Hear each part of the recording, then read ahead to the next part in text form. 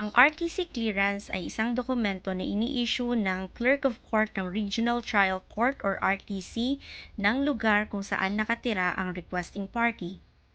Ang dokumentong ito ay nagpapatunay na walang nakasampang kaso sa RTC laban sa requesting party.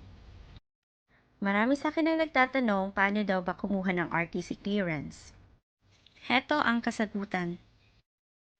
Una ay dapat pumunta ang requesting party sa Office of the Clerk of Court or OCC ng Regional Trial Court na may sakop sa lugar kung saan siya nakatira. Ikalawa ay ipresenta sa OCC ang mga requirements for RTC clearance.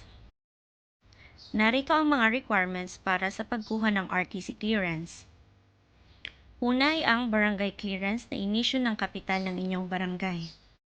Ang dokumentong ito ay nagpapatunay na kayo ay clear or kaya walang bad record sa barangay.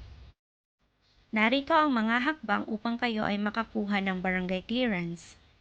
But to summarize, kailangan nyo lang pong magpunta sa inyong barangay hall at mag-request ng barangay clearance.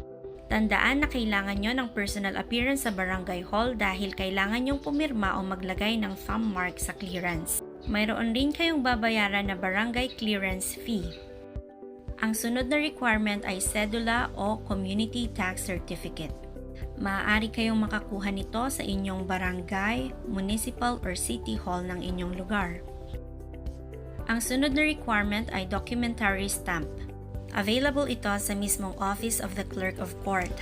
Pwede rin kayo nitong kumuha at magbayad sa BIR or Bureau of Internal Revenue. Ang panghuling requirement ay ang pagbayad ng clearance fee. Dito sa RTC Naga, ang clearance fee ay 60 pesos lamang. To summarize, ang requirements for RTC clearance ay ang mga sumusunod: barangay clearance, cedula o community tax certificate, documentary stamp, at clearance fee. Napansin ko lang na sa ibang lugar ay humihingi ang OCC sa requesting party ng police clearance at MTC clearance. Ang MTC clearance ay ini-issue ng Municipal Trial Court ng lugar kung saan nakatira ang requesting party. Upang hindi na kayo pabalik-balik pa sa RTC OCC, mas maiging ihanda nyo na lahat ng requirements na aking nabanggit. Please like and follow Batas Pilipinas on Facebook and subscribe to our YouTube channel for more videos. Thanks for watching!